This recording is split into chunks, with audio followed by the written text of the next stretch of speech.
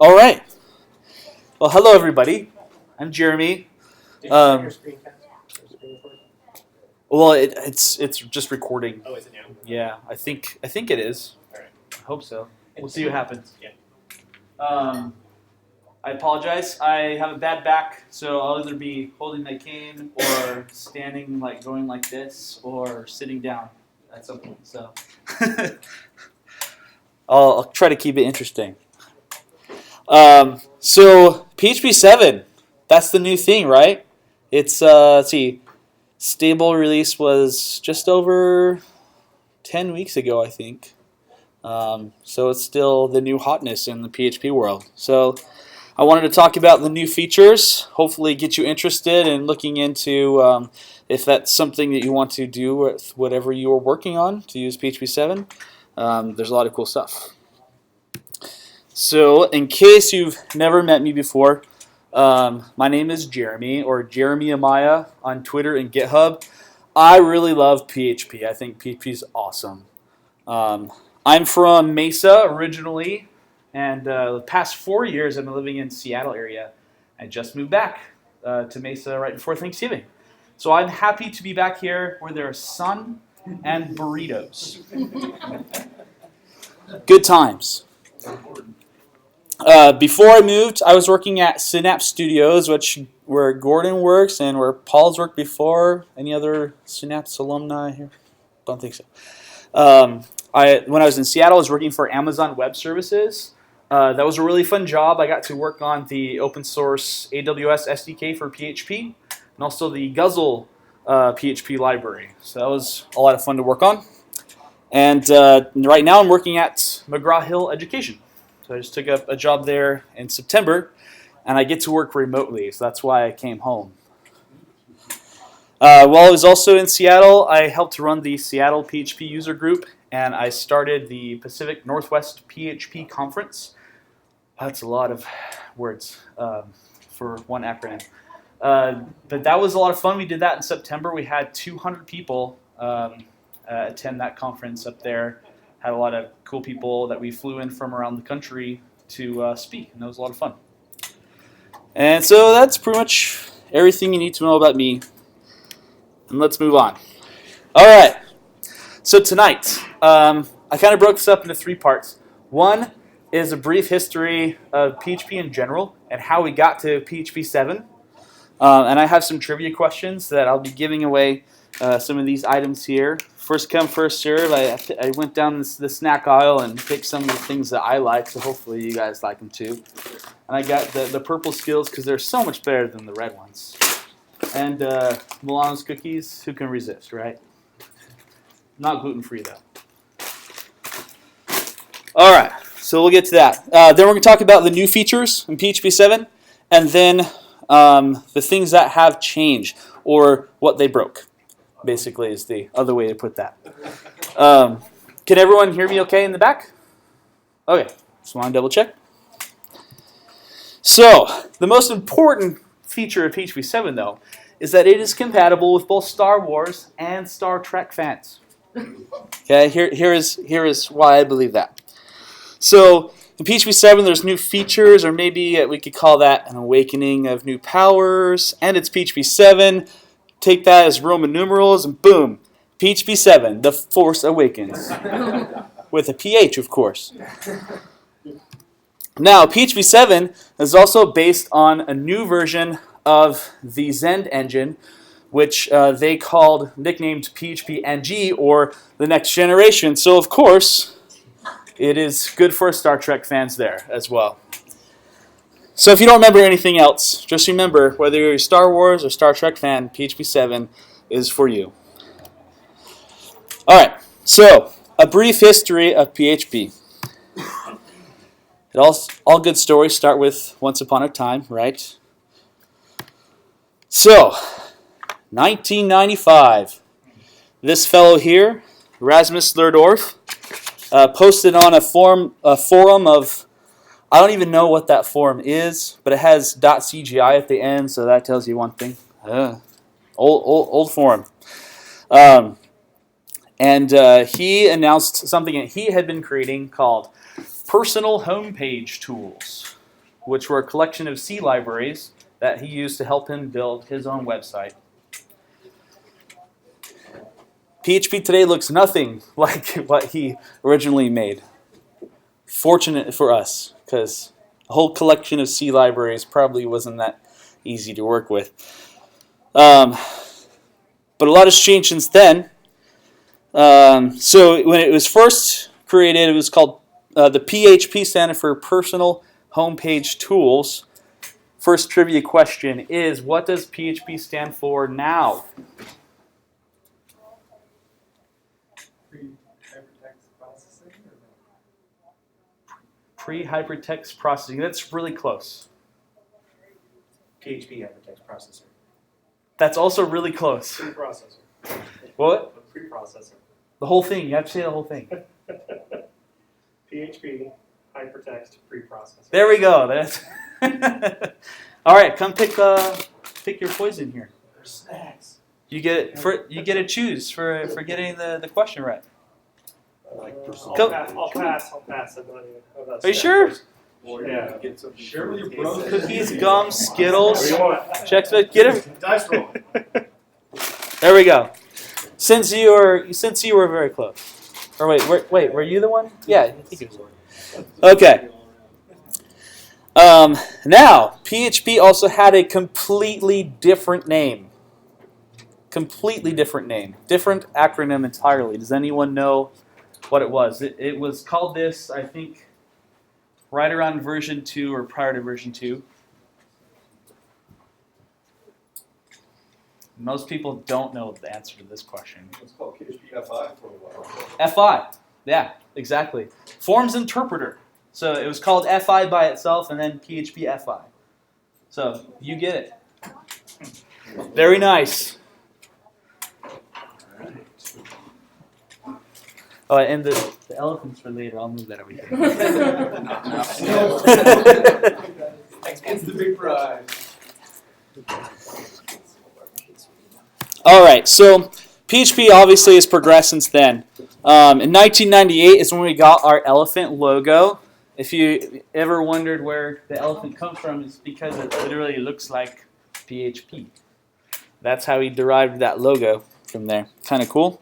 And also in 1998 was PHP 3. How many of you have ever worked on PHP 3 code before? That's kind of fun. It was a little bit different, but I mean the ifs and the else's and the for loops were all there. I think you could only concatenate with commas, if I remember right. And you could use the .php3 file extension if you wanted to. Don't know why that was a thing, but it was.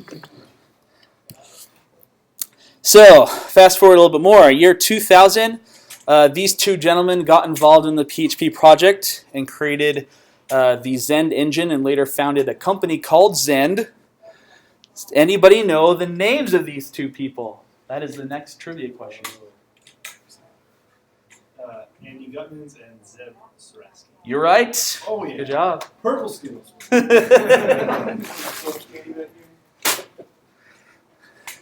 Taking my phone. I expect you to have diabetes by the end. Good challenge. And then in 2003, something else important happened. Anybody know? That was the year I graduated from high school. Yeah. But the more important thing that happened in the PHP world was that was the year WordPress was released. And whether you like WordPress or not, the fate of PHP is tied to WordPress, very much so. And WordPress is responsible for a lot of the growth of the PHP language in general. 2004 is where we actually see good PHP. PHP 5 was released in 2004. Can you believe it that it's actually that old? Doesn't seem like it was that long ago. But yeah, PHP 5 was in 2004, and the introduction to the current object model that we can use today. 2006, another important thing happened. The cloud thing happened.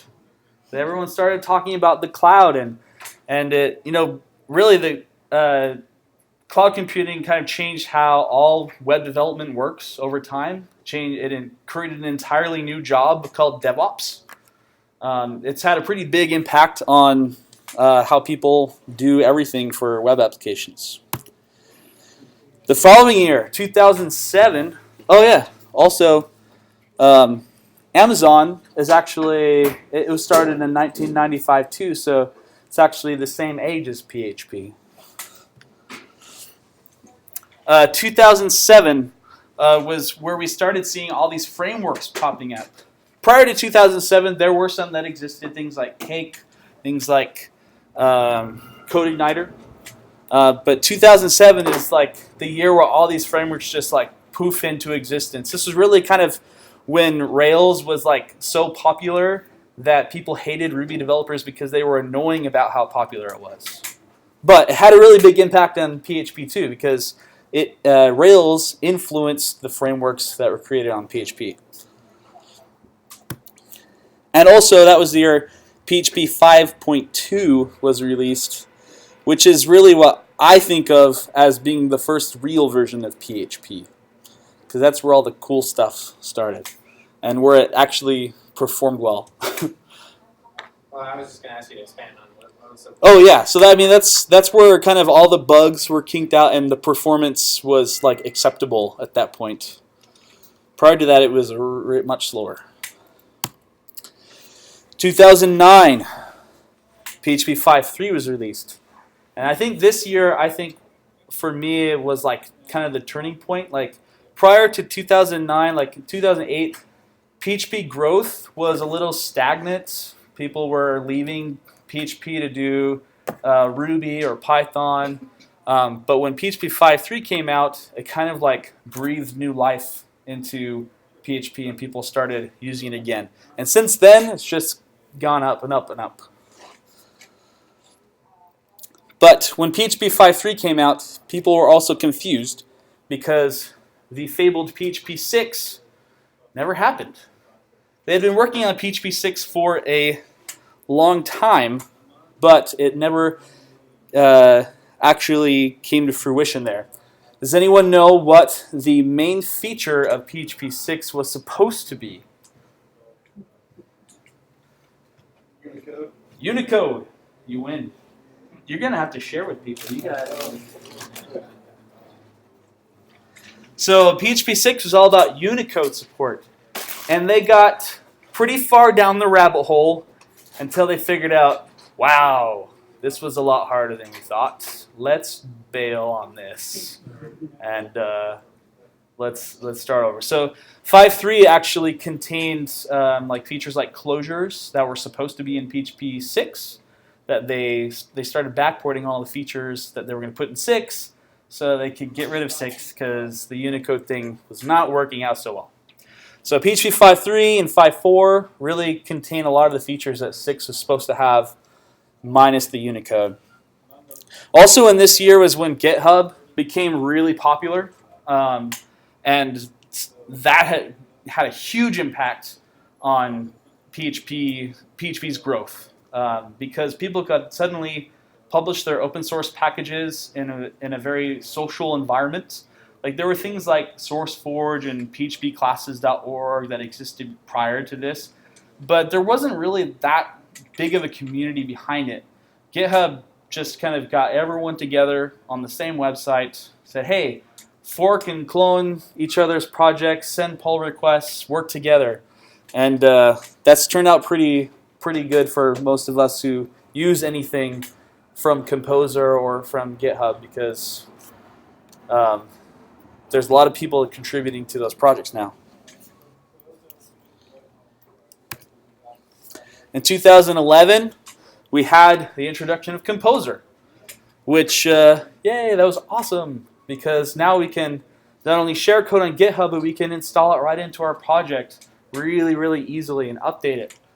That same year was also when the PHP Fig started and published the PSR 0 standard, on which Composer is pretty much based on, which is an auto-loading standard. Another trivia question. The PHP Fig has published several PSRs now. Does anyone know what the most recently accepted one was? What number? Or the topic? Wasn't it 7? It's not 7. Ah, crap.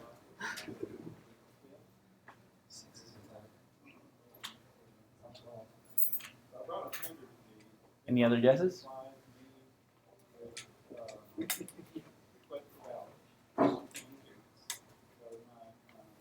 I'll give it to Paul anyway because I don't have any more questions. Isn't that the last real one? I just looked up the So- that's a joke. PHP6 was actually the most recently accepted one, even though it's not the largest number. 7 got voted in first. Are you sure I get this? Yeah, go ahead.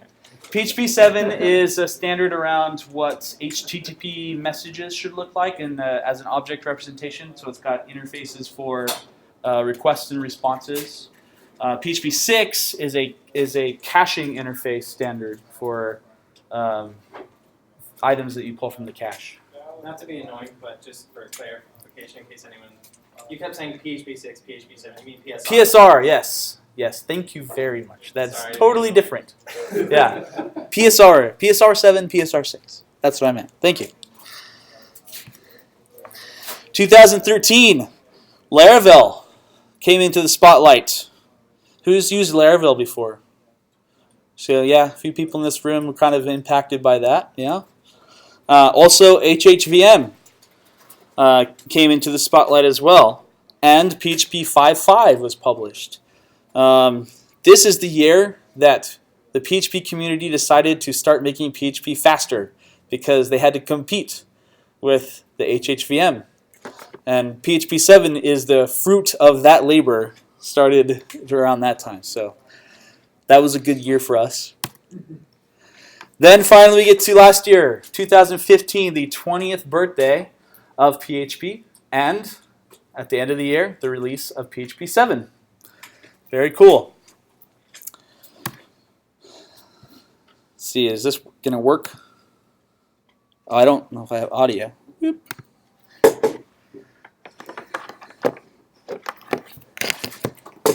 And is the volume control on here?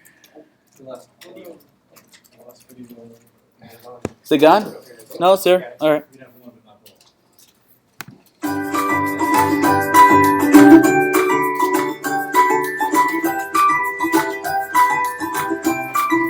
Hi, I'm the PHP5 elephant. For many years, I've been running all of your PHP apps. I've been running your Zen framework apps. I've been running your Laravel apps. And I've certainly been running all sorts of custom apps. Apps that come in all shapes and colors. Apps that do all sorts of interesting things. Content management, e-commerce, mobile backends, wikis, Z-Ray, you name it. And yes, often I also run your legacy apps. Not complaining though, I also get to run your flagship ones. Whoops, time to run! I have to say that lately, it's been getting kind of tough to handle all this load. Thankfully, the folks at the PHP project came to the rescue and happy to introduce you to my successor, the PHP7 elephant. It's brand new, it's awesome, and it's turquoise. It runs twice as fast as I can. And it consumes half as much memory as I do, allowing me to serve twice as many concurrent users at the same time. Your flagship apps will fly on it, and so will your legacy ones.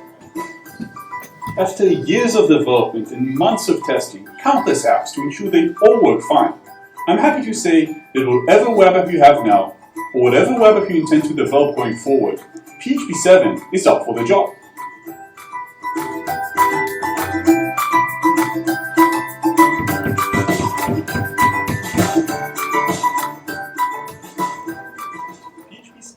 Can they hear that?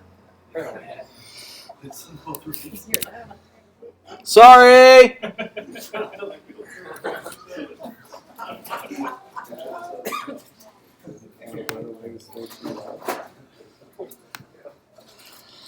All right. Sorry.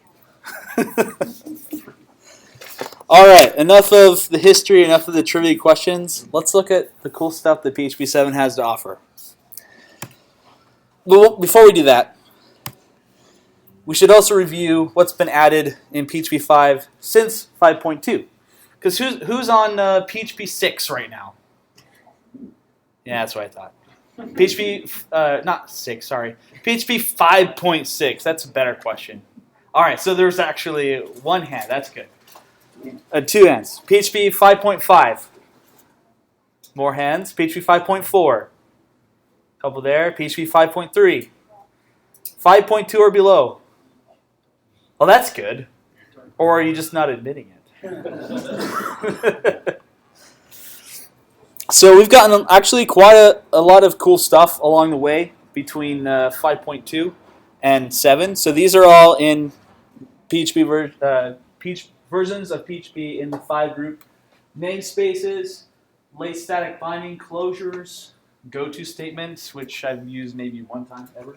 The ternary shortcut, which I use like every 3 lines of code. Traits, short array syntax, which is awesome. The built-in server, generators. Who uses generators? Good man, good man, good man. That's good. Generators are cool. The password hash API, the try catch and finally statement was added. Variadic functions, so you can actually do variable arguments easier instead of using, what is it? Func get args and what's the one where you call user func array or something like that. That's annoying. You can also import functions and constants now, like you can classes. And PHP 5.6 also added the exponentation operators instead of the POW function, which I don't know, language fluff, I guess. So that's all the stuff that's been added in 5.2, and PHP 7 adds even more. So the first and greatest feature is the one that gets advertised the most, right? It's faster. But how much faster is it really? It's way faster, actually. It's quite a bit faster. All right, this is a benchmark, WordPress 4.1. Benchmarks are funny things, right? You can do benchmarks any way that you want. You can be as biased as you want when you create benchmarks. Benchmarks run differently on different hardware. So let's just pretend for a moment that this is accurate. Take this at face value here. Why would I show you this specific benchmark over others? What are some things that you notice about this? HHVM beats them all. That's true. In most benchmarks, HHVM is still faster than PHP 7, but look how close they are. Be impressive. Anything else you notice?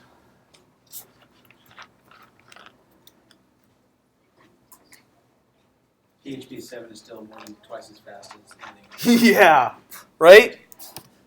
Boom! Something happened between 5, 6, and 7, right?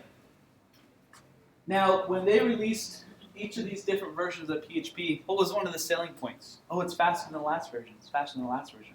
Yeah, well, not that much compared to PHP 7. Holy cow. So they changed actually quite a bit on how the underlying engine works in PHP 7 to make this happen. That was part of that PHP NG Next Generation project. A lot of it had to do with changing small things that had big impacts, things that were causing a lot of machine codes to be generated when they could optimize it. So one of the things that they've done is they've changed the internals to use a AST or abstract syntax tree to, when they parse the code, they parse it into this tree structure. Makes it easier to execute and faster. They changed the way that arrays work internally. Arrays actually take up less than half the room that they used to because of how they did this. They changed that underlying mechanism. And those two things alone accounted for a lot of the optimizations. They've done even more than that. They also copied a lot of things that the HHVM project did. They said, hey, they're doing this. We could do that, maybe not exactly the same way because they're doing it and within their framework, but we can do that same technique and get similar results. So HHVM was an inspiration to how they did some of the things in PHP7 as well. So like I said, benchmarks, definitely take them with a grain of salt. You'll see some where PHP7 beats HHVM. You'll see some where HHVM beats PHP7. Like I said, they're close enough that it doesn't really matter that much unless you really need that extra bit that HHVM does. Because in general, if you look at the benchmarks, it is still faster. Now, on certain projects, there's optimizations either way. So, like HHVM is faster on WordPress primarily because they optimize things in their compiler for WordPress. But in other projects, they haven't done that, and then PHP7 and HHVM are even closer. The good news is, though, whether you're using PHP7 or HHVM, I'm guessing that they're both going to continue to get faster because now they're competing with each other, and that's good. So, the gist of PHP's improvements as far as performance goes is that it's about twice as fast, and it consumes about half as much memory. So, you faster, less memory, that basically means you can save money. Because you might have a cluster of machines. If it's twice as fast and uses half the memory, you could potentially remove half of your servers and maybe get the same request count. So it's definitely something to look into from a business perspective because you could save money on your hosting. Will it save money on every application? Not necessarily, because it doesn't mean that your database is any faster than it used to be.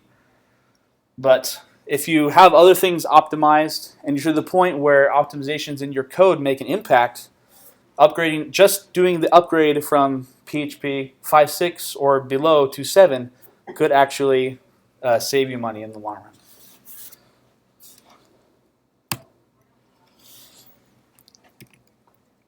All right, now the code features. So the first one, and by far the most debated when they were developing PHP7, is scalar type hints. So in PHP 5, we had the ability to do type hints when we write functions. We can say, for example, in this function, get people, I want the argument to be an array. You can actually say, give me an array. If someone passes in something that's not an array, there's an error. Like similarly to how statically typed languages work. But they're totally optional, which is cool. If you didn't want to make that constraint, you don't have to.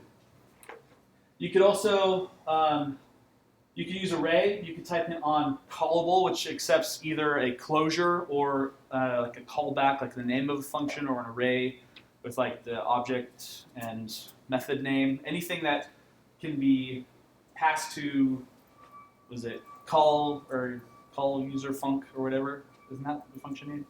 Anything that you could pass to there, you could also be accepted as a callable. And then you could type in on classes, class names, interface names, and self, which I actually don't ever recall doing because it's kind of weird, but you can do it. So in PHP 7, they said, hey, let's make this even better. Now you can type int on int, float, string, and bool. So now you can actually use type hinting, or what they call them type declarations, on any type except for resource. Resources are weird. That's the one thing you still can't do. Now, what's different about the type declarations that they have in PHP 7 is that there's two modes for them. There's actually a coercive mode and a strict mode. So coercive mode is what's on by default because it kind of feels natural to the way that we are used to using those scalar values. So let's say I have a function called sum, and I can accept that here's my variadics. If you haven't seen that before, that's means I can pass any number of integers. So the type hints work with variadics just as well as they do with normal arguments. So I have a function called sum. You can pass any number of integer arguments to, and then I just sum them up inside trivial function. And that's a sample usage of that. So assuming we have this function, in coercive mode,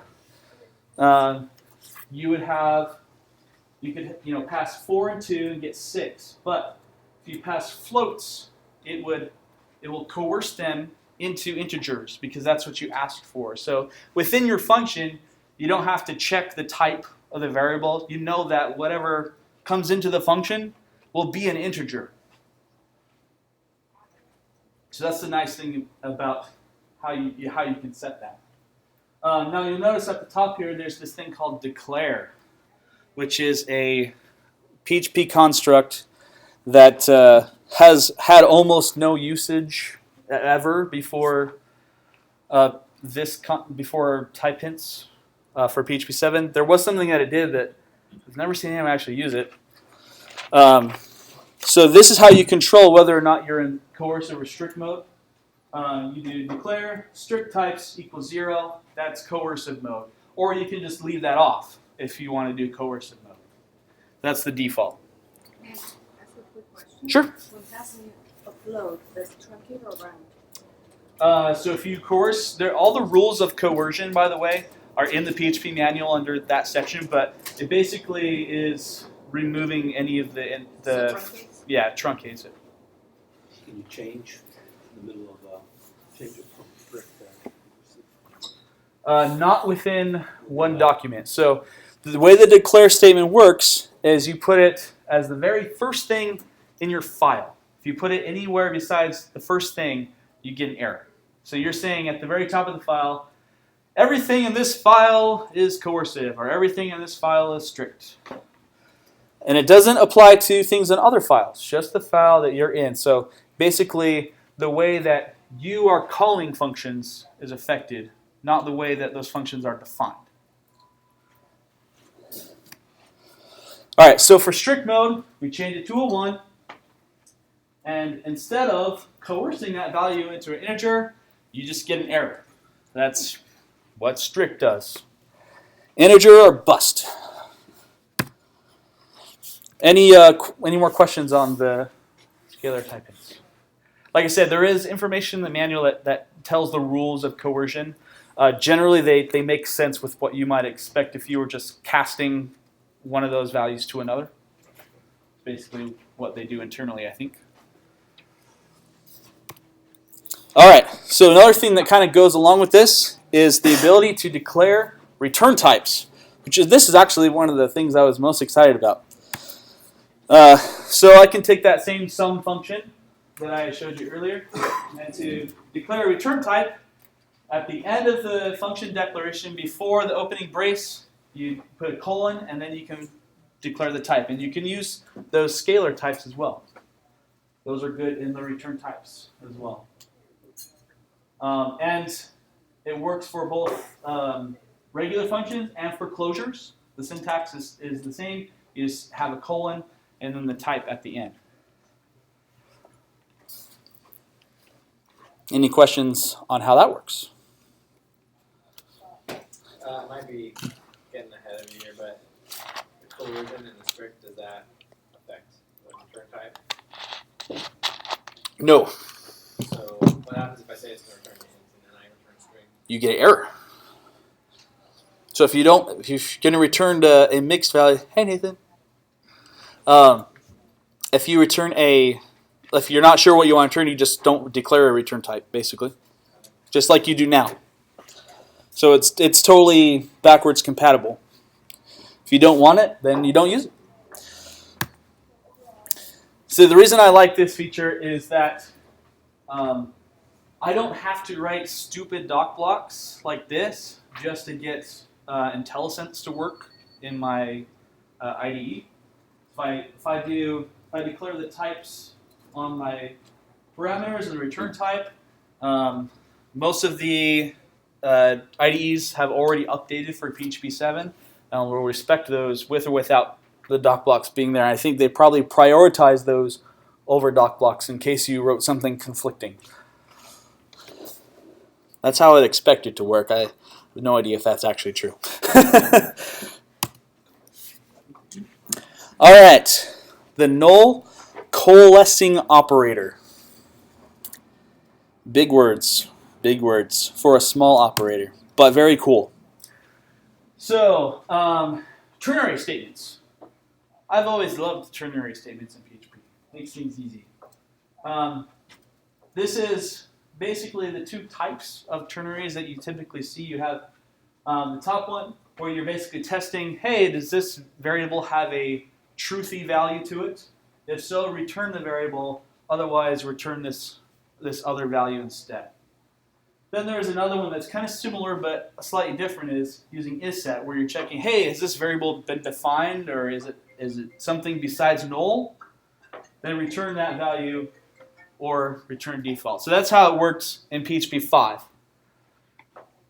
In PHP 5.3, they introduced the shortcut ternary operator, which you see up top, where instead of having to check and then repeat the name of the variable again, they just combine it. They shrunk the pieces together, so you just say variable, and then the shortcut syntax or the default value.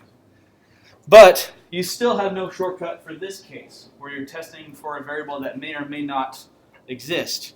So in PHP 7, they added the null coalescing operator, which is 2 question marks. And now you can type, hey, this value, and it can be completely undefined. It can be an undefined index in an array, and it won't throw an error. It'll actually check if it's set. If it is set, it'll return that. If not, it'll return whatever is on the right side. And these two are a little bit different. So this one isn't replacing that one. This one returns if it's set, but even if it's false, it would still return that value. The top one is the one that actually checks the Boolean state of the variable, but it will throw an error if it's not set. So they're both different, but they're similar. So there's no way to do this set and not empty? Yep. Well, actually, no. This is just is set, and that's just not empty. There's no way to combine them or on the roadmap? Well, you can put them right next to each other, I guess. Yeah. The right side of the top one. I mean, this, yeah, that's still a little tricky. But they're two kind of. You don't always want is set and not empty. Sometimes this is one or the other. So. All right. So, who's used closures or anonymous functions in PHP? Okay, so they're kind of fun. In PHP 7, they're like, hey, let's make it more fun. Let's have anonymous classes too.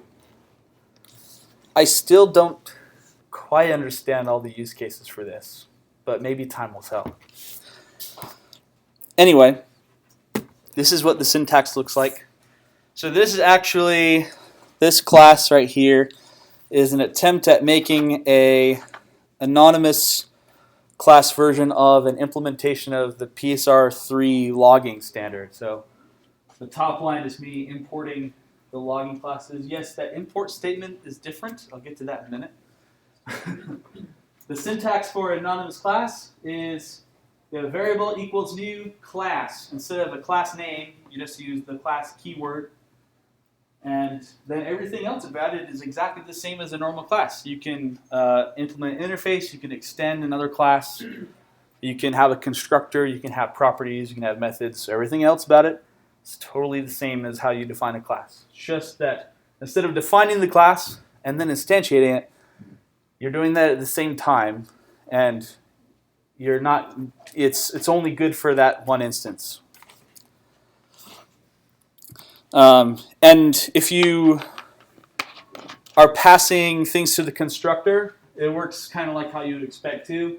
When you call a new class, you just pass your parameters that you would normally pass into the constructor in the same way, and then your constructor will receive those values. Hey, does scope work the same? Can I expect that from in the constructor if I have some variable that's declared at the same scope level as your log variable that I could access it from inside the class? No. No, you'd have to pass it in the constructor. Okay. Yeah. That is a good question. Yeah, like functions have a way where you can use variables from the outside scope. These don't. You have to actually pass them in. Got it. Have you found any use cases where this is actually like a good thing to do? There are some actually. Like for example, the entire PHP unit library could be rewritten using this to do the mocks. Like that would be a perfect use case for this. In production, I don't know. I did come up with a few ideas. So, like I said before, this is the relationship between class and anonymous class is analogous to function and closure. Works the same as a class, just doesn't have a name. If you do get class function on that object, you get back weird stuff. But yeah, anything that's like an internal class, a private class, something you're not documenting, or something that you only need exactly one instance of. Like you can actually use this for a singleton implementation. That would actually be a smart way to do that. Because then you don't have to create a class that could be instantiated by anything else. If you're implementing a small interface like that logger, might be a good way to do that logger. If you don't want to bother creating new files of classes and you only need to declare that in one spot. Like if you had a dependency injection container like Pimple, for example, if you wanted to create a logger, you could just declare it inline in your container definition without implementing any classes. So there's things you could do with it. Is it something that you need? No. You don't need this feature. It's just a thing. One of the reasons they did it is because there's other languages that support it, and they just say, hey, it'd be nice to have. Also, don't try to serialize them. Bad things happen. Really bad things. Kitties die. Not really. Group use declarations. So I'll use the same example, but only the important parts. When I showed you that logger thing, I have these braces and multiple class names together there. So they added this capability to make it shorter syntax if you're importing multiple classes from the same namespace. So instead of having to list them all out, you can actually just group them together on one line. So here's another example of that, including functions and constants, which the ability to import functions and constants is a PHP 5.6 feature. But this feature works just as well with those. So if I have two classes, two functions, two constants, I could group those together like this. And aliasing still works with this as well. So works exactly the same, just shortens it up if it makes sense for what you're doing. Any questions on that? Cool.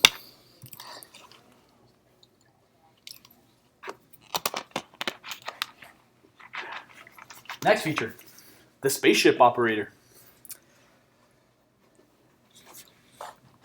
If this was the most likely section of the yearbook, the spaceship operator would probably win most likely to not be useful. but nevertheless, it is here.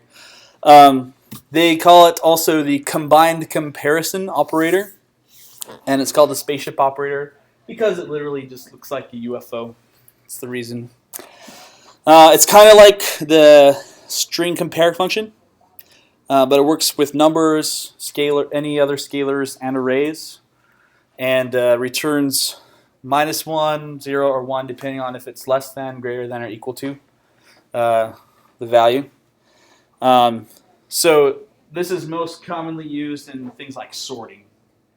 And literally, it's the only use case I've been able to come up with. So if you can come up with something else, Good for you. I haven't been able to yet.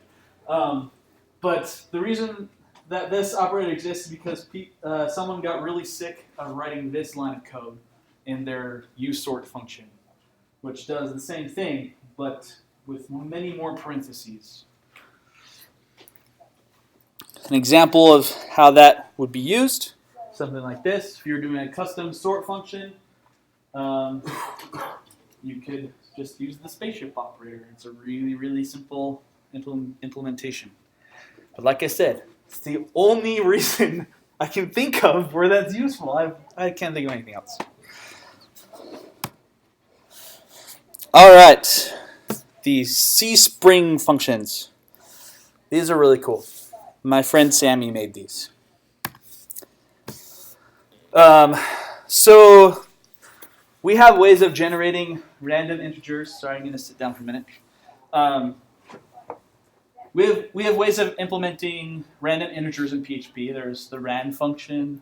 There's the mtran function. And neither of those actually do a very good job of generating random integers. It's okay for the regular use case, but especially if you're doing cryptography, those two functions are not safe to use in cryptographic functions. So what people have done prior to these functions existing is basically using the random functions in the OpenSSL extension. That's the word I was looking for. And so someone decided that it would be cool if we had something right inside PHP that was easy to use to do this. So the C-Spring stands for Cryptographically Secure Pseudo-Random Number Generator. It's an awesome acronym, actually. I like that acronym. But it's just two functions in this area of PHP, random int and random bytes. And those are considered cryptographically secure random data. So it could actually implement, like, if you were feeling if you're really feeling the need to implement cryptographic functions on your own, you could use these to do that. That being said, random int is going to be much slower than doing rand because it's actually doing real work to create random stuff. It's actually pulling from your operating system, I believe is how it works. Was it dev random or dev random? One of those. Whichever one's the safe one. And there are many more features of PHP that I'm not going to get into too many details about. Lots of cool new stuff with generators. There are some Unicode-related features. PHP doesn't have full Unicode support, of course.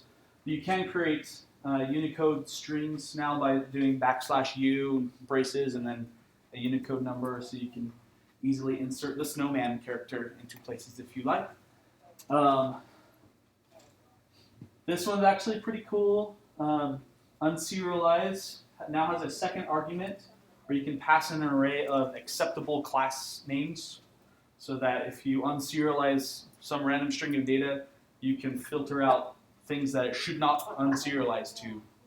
So it's a little bit safer. Int divide is dividing integers, so you can, I don't know, I'll have to look at that more. Session start has some new options that are kind of cool, so if you do stuff with sessions, check that out. You can define an array as a constant now, which actually is pretty cool, because sometimes you have like enumerations that would be really handy for. And a couple other things. So everything that I talked about is actually in the migration guide to PHP7, which is in the PHP manual right now. So you can look at the details and then click through to those actual features to learn more about them. Which brings us to part 3. What has been changed in PHP7? Or, the better way to phrase it, what has been broken in PHP7? They don't change the number without a reason, right? If it goes from 5 to 7 is a whole nother story, right? Instead of 6. So, in case you didn't get the memo, PHP 6 was canceled, but people had already started writing books about PHP 6. So when it came time to do the real PHP 6, they're like, oh boy, this was going to be really confusing for people, because they could either end up with a book written in from 2006 or a book written in 2016. And the older one isn't going to be very helpful for them. So they decided to just bump it up to 7 instead in Windows 8 to 10 fashion. So, but when the numbers change, that means there are backwards incompatible changes. So let's talk about a few of those, because if you are planning on upgrading, these are the things that you're going to have to look out for. These are the things that will trip you up.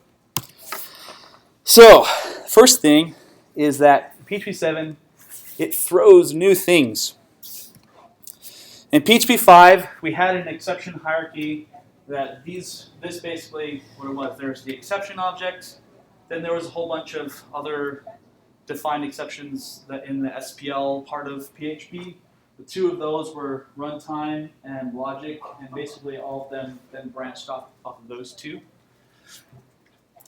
And PHP 7 adds a whole different branch of exceptions called the top level there is called error, and it does not extend from exception.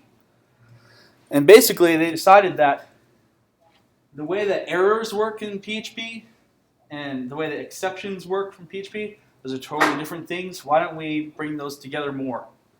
So now when you have a fatal error, instead of it like just printing fatal error and shutting down, it actually is more like an exception. You can get the message, you can get the line numbers, you can get a stack trace from an error object. And it has its own hierarchy too. They have type error, so that goes to those scalar type hints. If you pass the wrong one in on strict mode, you get a type error. Arithmetic errors, there's one that's divide by 0 error. So if you actually divide by 0, you get an error thrown. And then parse error, if you eval a string of invalid code, instead of an error, or instead of fatal error in PHP dying, it throws a parse error that you can catch. So you have to go ahead.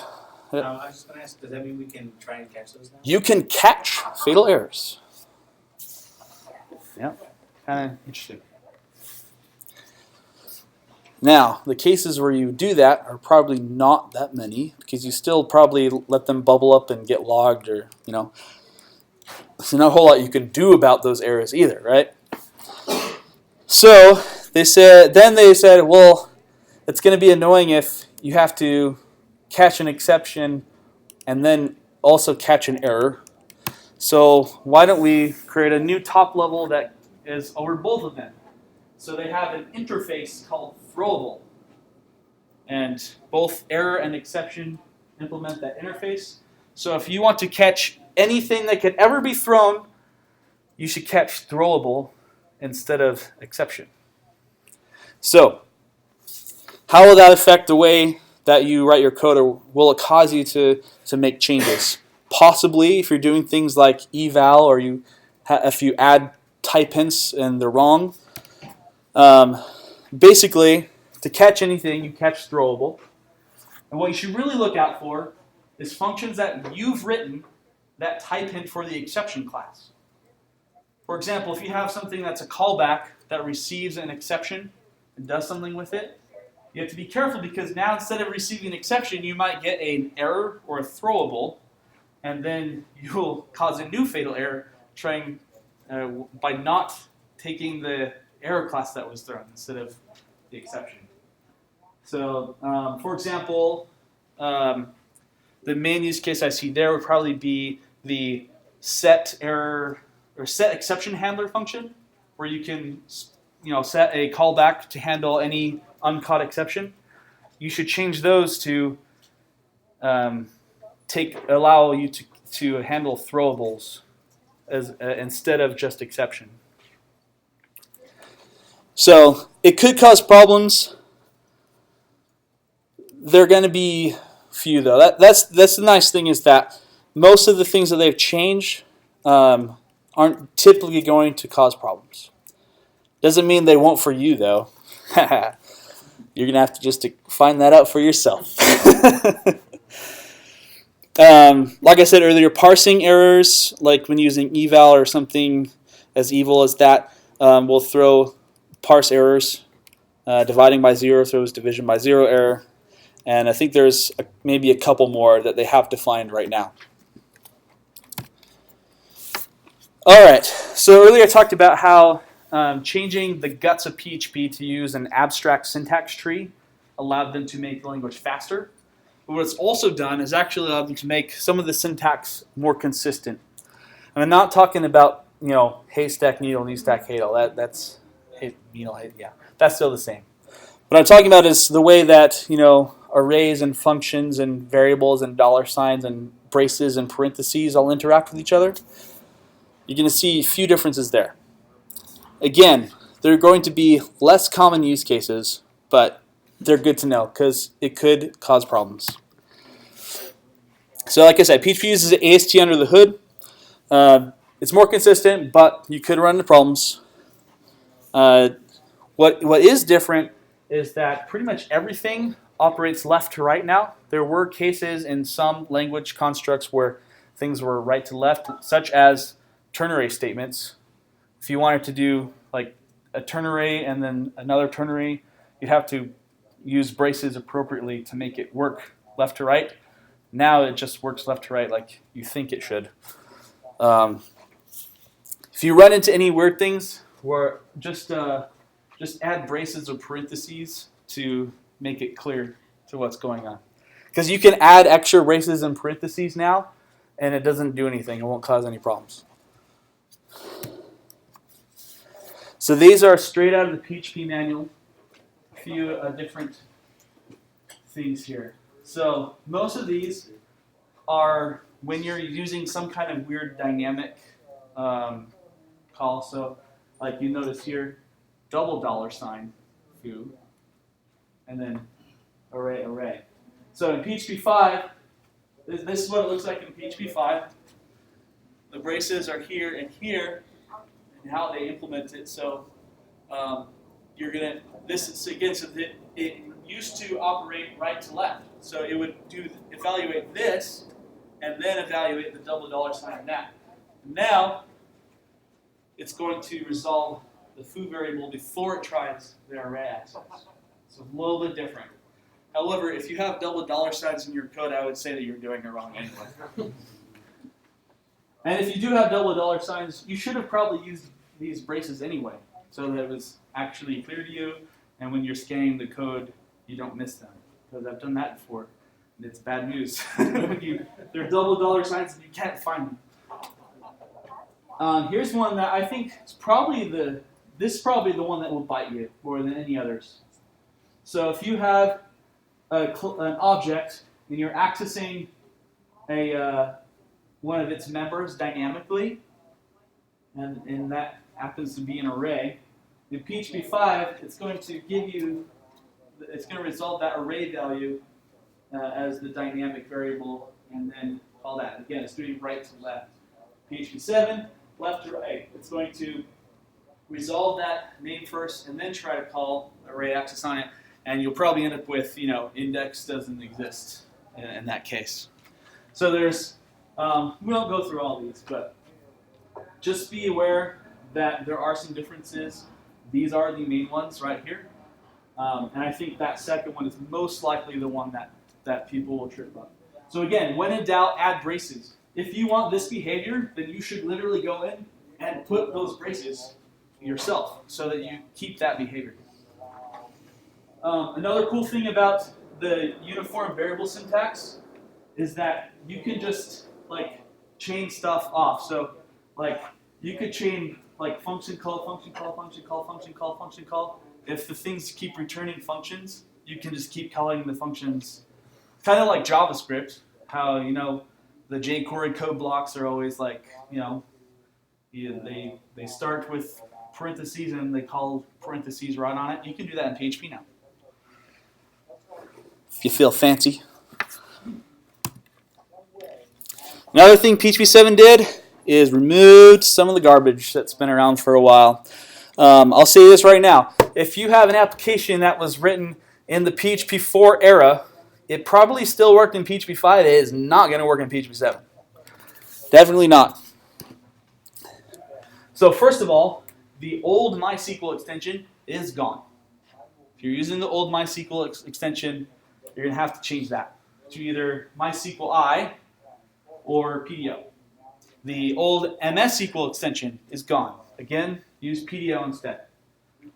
The ereg, regular expression stuff, which I've never actually been on a system where those even worked for me.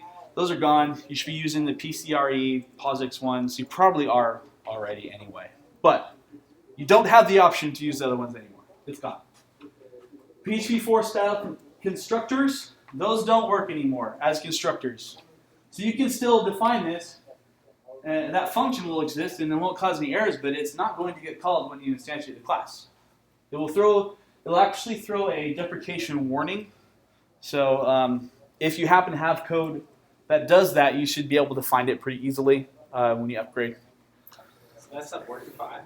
Yeah, it did. It did. Totally did. Not in namespace. Yeah, true. Yeah, and actually that was a change in PHP 5.5. Prior to that, it still worked. You can't assign by reference to a new statement. That was literally how you had to do it in PHP 4. It doesn't work at all in PHP 7 now. That'll throw an error. And something else weird that I've seen before, you used to be able to actually have two parameters with the same name. Like if you had some kind of thing calling the function where you're like, I don't care what that value is or this one, I just want these two. I've seen people like just put garbage variable names that they don't access.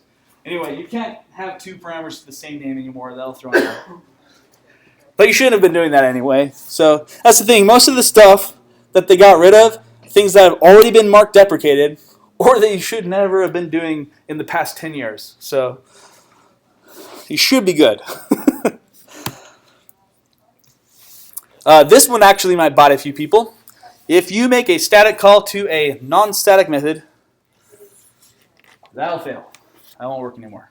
That's something that people do by accident, and it works, so they never noticed. But it won't work anymore. You'll notice. E-strict is gone. It's like the constant is still defined, so it doesn't cause errors. But there are no errors in that classification anymore. They've all been moved into warnings and notices instead. Another thing that you probably won't miss is the alternative PHP tags. Anyone using ASP style tags for their PHP code? Didn't think so. Anyone using JavaScript style tags for their PHP code? That used to work, but it doesn't anymore. Well, it used to work with the proper INI settings turned on at least. They're off by default, so I'm sure you won't miss those. Also, something that you probably won't miss is having the ability to have multiple default in your switch statements. They were previously ignored anyway, and now they throw an error if you have two, because you shouldn't have two. That's a mistake. And that's about it. There's a few more things. Again, check out that migration guide. I have a link in the slides here. So what's the upgrade path to PHP 7? First, you should upgrade to PHP 5.6 if you're not there. So if you resolve all the issues upgrading to PHP 5.6, you've resolved most of the issues required to go to PHP 7. The migration guide is very detailed. It's on the PHP manual website. If you're working on open source libraries, you can use Travis CI, which is a continuous integration system that hooks up with GitHub to automatically run your unit test suite. And you can choose multiple versions of PHP, including PHP7 and HHVM. So you can see, based on Travis's output, whether or not your tests pass on those two platforms. So if it's a library that you're using, you can actually see whether or not it works on PHP 7 or HHVM. And a lot of open source libraries, like the frameworks and other things, actually already have unit test suites where they publish to Travis. And you can go to their README, find the Travis button, click through, and see their test results. So if it's something that you're just using a composer library for, you go to their GitHub page, click through to their Travis results, and see if it actually works or not on PHP7. Another cool website, if you've never used it, is eval.org in LeetSpeak, 3p4l.org. It allows you to write a snippet of PHP code and click a button, and it runs that snippet of PHP code in like 50 different versions of PHP and HHVM and gives you the output collapsed together if they're similar. So you can see how that particular piece of code behaves on each of those versions. So if you're like, hey, I just want to quickly see what this does in PHP7, you can go to that website, type it in, and run it.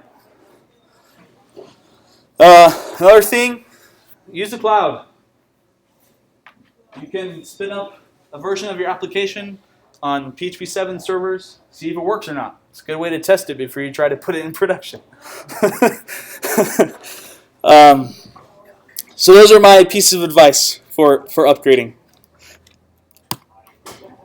So I made reference to the migration guide. This is the URL for that. That's what it looks like. If you see that, you'll know that you found it and that you're in the right spot. Another cool website is phpversions.info.